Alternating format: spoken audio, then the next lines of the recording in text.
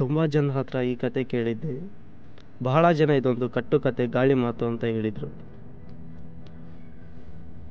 ಇನ್ನು ಕೆಲವು ಜನ ಇದೊಂದು ದಂತಕತೆ ಅಂತ ಹೇಳಿದರು.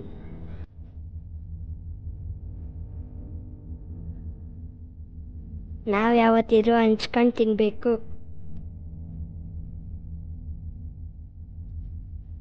ಸಮಯ ತುಂಬ ಮುಂದೋಗಿತ್ತು. ಅವರಿಗೆ ನೀರಿನ ದಾಹಕ್ಕಿಂತ ರಕ್ತದ ದಾಹ ತುಂಬ ಇತ್ತು.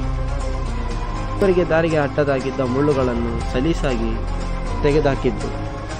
ಅಲ್ಲಿ ನಡೆದಿದ್ದು ಒಂದು ಕತೆ, ಬರೆದಿದ್ದು ಎರಡು ಕೈಗಳು. ಕತೆ ಮುಂದುವರಿಸ್ಬೇಕಂದ್ರೆ ಮತ್ತೆ ರಕ್ತದ ಹೊಳೆನೇ ಹರಿಸ್ಬೇಕು. ಊಟದಲ್ಲಿ ಸಿಗೋ ತೃಪ್ತಿಗಿಂತ ಅವರಿಗೆ ರಕ್ತದಲ್ಲಿನೇ ತೃಪ್ತಿ ಕಾಣ್ತಿದ್ರು. ಆದರೆ ಅವರಿಗೆ ಬೇಕಾಗಿದ್ದು ಒಂದೇ. ಬೆಟ್ಟ ಎಷ್ಟು ಎತ್ತರ ಇದೆ ನೋಡಲಿ, ನಾವು ಅಷ್ಟೇ ಎತ್ತರ ಬೆಳೆಯೋಣ. ಅವರು ಆ ಎತ್ತರಕ್ಕೆ ಬೆಳೆಯೋದಕ್ಕೋಸ್ಕರ ಏನು ಬೇಕಾದರೂ ಮಾಡೋದಕ್ಕೆ ತಯಾರಾಗಿದ್ದರು. ಅವರಿಗೆ ಸುವಾಸನೆ ಬೀರೋ ಸಂಪಿಗೆಗಿಂತ ರಕ್ತದಲ್ಲಿ ಮಿಂದಿರೋ ಕೆಂಡ ಸಂಪಿಗೆ ಇಷ್ಟ ಆಗ್ತಿತ್ತು. ಬಿಳಿ ಹಾಳೆ ಥರ ಇದ್ದ ಅವ್ರ ಜೀವನ ಮೇಲೆ ಅವರೇ ಕಪ್ಪು ಚುಕ್ಕಿ ಹಾಕೊಳ್ತಾ ಹೋದರು. ಬೇರೆಯವರ ಕಣ್ಣೀರು ಅವರಿಗೆ ತೀರ್ಥ ಆಗಿತ್ತು. ತೀರ್ಥನ ಕುಡಿಯೋಕ್ಕಿಂತ ನೋಡೋಕ್ಕೆ ಅವರು ತುಂಬ ಕಾಯ್ತಿದ್ರು. ಆದರೆ ಅಲ್ಲಿ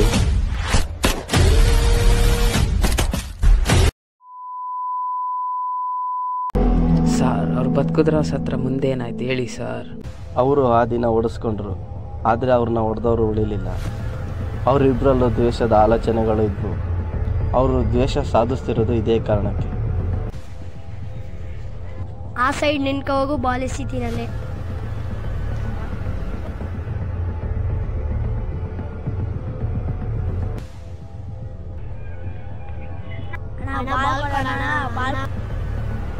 ಹೋಗ್ರೋ.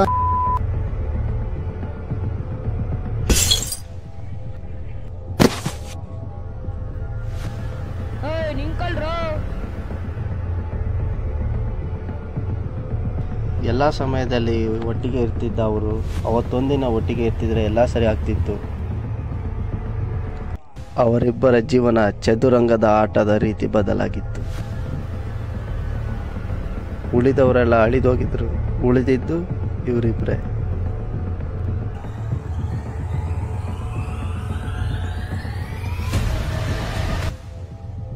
ನಾನು ಕತೆ ಪ್ರಾರಂಭದಲ್ಲೇ ಹೇಳಿದ್ನಲ್ಲ, ಇದೊಂದು ಕಟ್ಟುಕತೆ, ಗಾಳಿ ಮಾತು ಅಥವಾ ದಂತಕಥೆನೂ ಆಗಿರ್ಬೋದು.